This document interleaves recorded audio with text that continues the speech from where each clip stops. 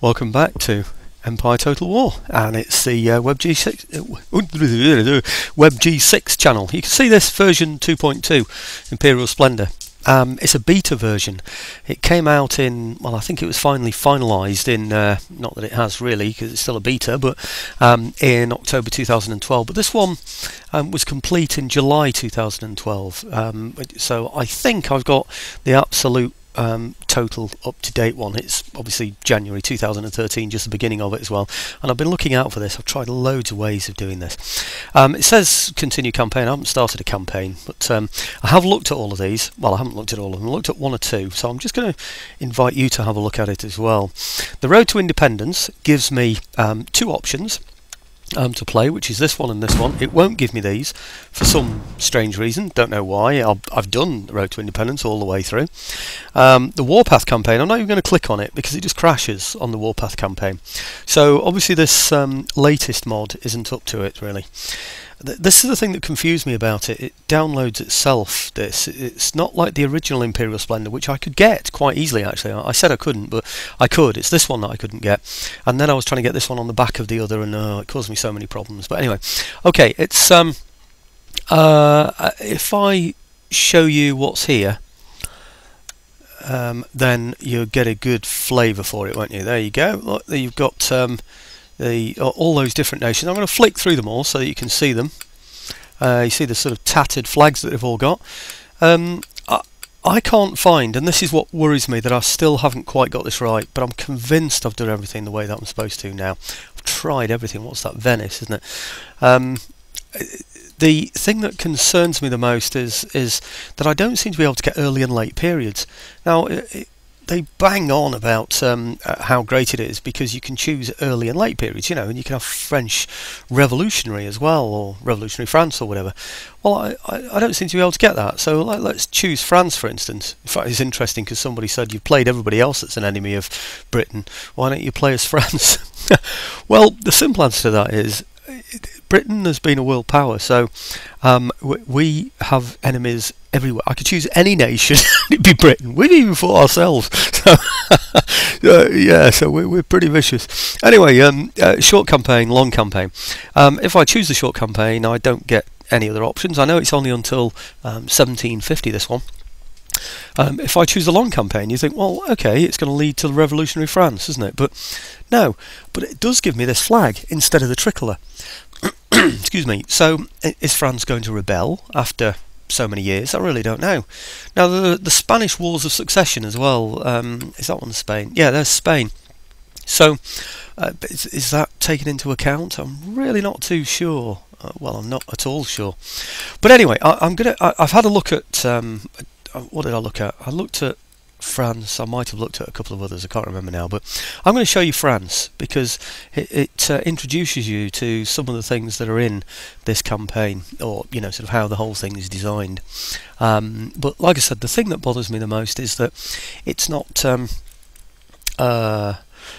fact, I can show you where some of the options are. You see gameplay options there as well, don't you? But if I was to go to options on here and choose, say, the options that we get in the game. Oh, sorry, no, not that one. Sorry, user interface on here. These are just graphics and sound, etc. and stuff, you know. But use these, you get full user interface. And in other words, there's nothing additional in this at all. So I don't quite understand what's going on there. Now, where are we? Nothing else there, is there? No other options. So there's no other choice that I can make. If I go into where am I, Grand Campaign again, and I choose France like I had before, do the long campaign, so it gives me a chance to do the later period, and I choose gameplay options down here again, I can't see anything. You know, battle time limit of course is in there, and you know, automatic city management. There's nothing about no forts or anything like that, and yet no forts is one of the options that seem to be in one of the packs that you can download. So I'm really not sure what's going on. Anyway, let's get you into the game, and then you can see how it's all set up, because one or two of the things that that it talks about are definitely there. The thing that that's caused so many problems really with this game is that it's got an installer with it. So what it does is it automatically puts the files where it wants them to go, but you have to tell it which folder to put it in the first place. And if you've got XP like I have, it doesn't automatically put that folder in there for you. Apparently it does with Windows 7, but not with XP. Well, you get a desktop icon rather, which presumably has a picture on it, but mine doesn't. Mine just looks like I don't know, like a program thing. Well, I clicked on that, and it says crash and all that. So you think, oh crikey! And then you see that Empire's still here at the bottom. You click it, and you get Imperial Splendour, and it's all there. So it's odd. So I wonder if that original startup is where the problem lies, and that there's some option on there as to how you can run the game. But you can look at it, and all it gives you is a start. It gives you something like a screen, and you've got one button there, one here and one there, and the middle one's start, this one's close, I think, and I don't know what the other one is, but it's nothing relevant anyway. It doesn't seem to be. Maybe it is, maybe it's options or something, I really don't know, but it doesn't seem to work for me. So okay, well, let's just click off this, because I just want to show you what's here. I did oh yes, of course it will have a continue campaign. You see that there? That's a settlement there. What I did was I played one turn. I just stuck all my troops here on a ship and sent them over to there and attacked Amsterdam in one turn, just to see what the battles were like. They're very much like Napoleon Total War, but I'm sure I'll get round to showing you what those are like at some other time. But there was no fort there, so I've obviously got some sort of no fort option without even trying to access that. So presumably that means that forts don't work for me either. So that's not good news, is it?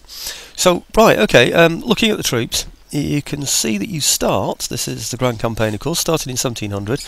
I start with this infantry and I don't know, regiment Astrangers, presumably foreign troops. Look down here and you can see this gun. Fixed artillery, slightly different from the other one, isn't it? And over here, Estrangers again, you know, range 100, pretty good. And I get these carabiniers as well. Now, these troops, oh no, sorry, no, they're the enemy troops. Let's ignore those. If I look at recruitment, look at all these guns that you can get. I'm just going to sort of hover over them now rather than talk through them, so you can see the differences between each one of those guns.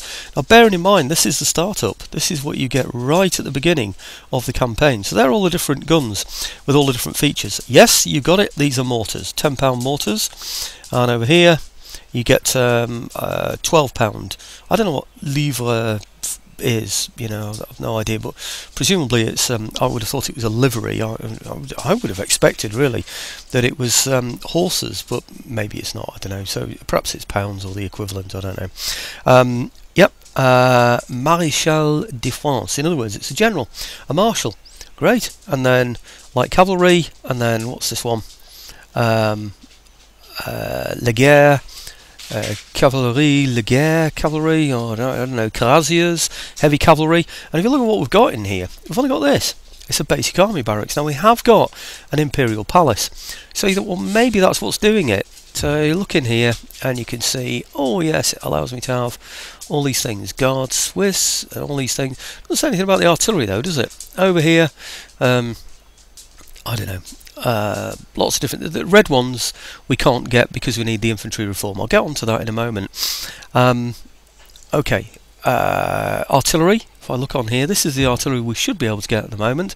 And yes, look, we can get mortars right at the beginning, so quite a lot of artillery you can get from the absolute basic. Now looking through here on the tech, you can see that we start with I don't know, some kind of reform, and you can see what that enables, you know, with carbines, etc. That's the one that we start with, and of course this one as well. Canister shot we get straight away, which is all very good. I don't think we get anything else. No, we don't. Okay, so it gives you an idea how things are different. You know, look at this. What's that? Shock doctrine enables ring bayonets. These replace plug bayonets. Right. Okay, so we're still moving through the bayonet system, aren't we? Now, oh, don't tell me anything about that one. If you look here, this is the one where normally you get. Oh no, it's not there. Reorganised procurement. Oh, it's still there. Right, 10% upkeep, etc. Oh, so that's still in the equation, isn't it? I don't know where the others are. Platoon firing, not sure exactly what that one is. Cadence drill book. That's a new one, I think, isn't it? Square formation. Now, square is coming really quite late on, isn't it, really? You know, I'm sure square formation is available in the vanilla game much earlier than that. So, military syllabus. Anyway, I'm not going to go through all of these. You can get an idea of what these are all about, and you can see all the different types of infantry that you can get from there. If you're the French, I'll leave that up to you to look through those. But you might think, well, okay, it's because he's on that place and he's got a palace. So I've looked through some of the other places, and look at this, a minor governor's encampment, and look what I can get from here. Again, all of these guns. And yet, of course, we've got no artillery in there. And here's the significant thing, and it did say this on the the intro to the game, so I know I've got it right.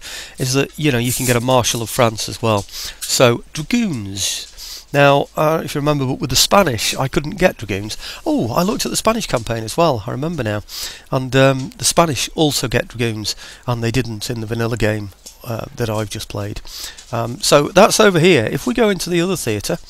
Oh, that was quick, wasn't it? You can see all these different things we can get in here. The native fighters, they're pretty much normal. And we get here South American militia. Now, I don't remember those. I don't know about you, but I certainly don't remember those. Frontier militia, and then these as well. I'll just flick through them all so you can get a good look at what's over there. So it gives you an idea of the range of troops that you can get from those places. I think for the Navy it's very much the same as it previously was in the basic places. So, interesting stuff, isn't it? It looks an interesting game, but the turns, I don't seem to be able to influence those. They go from summer to winter. Like I said, I don't seem to be able to influence whether I choose the late or the early period, and that was a feature of the game. So I think there might still be some kind of an error with it, and it might be that load up scheme that's the fault, but hey ho. Anyway, let me know what you think, folks. I think it's worth doing. The battles, like I said, are a bit darker. Like this is all a bit darker. So it's a bit more Napoleon Total War type battle setups rather than the much brighter, bigger sort of Empire Total War ones. They are good to look at, though. The quality of the troops and the actions and stuff. The battles probably take a little bit longer, I would have said. Remember, I went and took Amsterdam. When I tried to take Amsterdam, there was another army around here somewhere that came out and engaged me when I got to here or something. I don't know. So I got to fight a pitched battle against them. So I didn't think the intelligence of the enemy army was particularly good, to be quite honest, even though they say, oh, it's much better. It is better, I think, but it's not wonderful, really, to be honest with you. So right, I didn't try any diplomacy. I don't know what that's like, but anyway, take a look, folks. Tell me what you think. That's Imperial Splendour. Came out in 2012. It's not the original 2009 one. I've looked at that, and it's very similar to this, but not the same. Okay, thanks for watching, folks.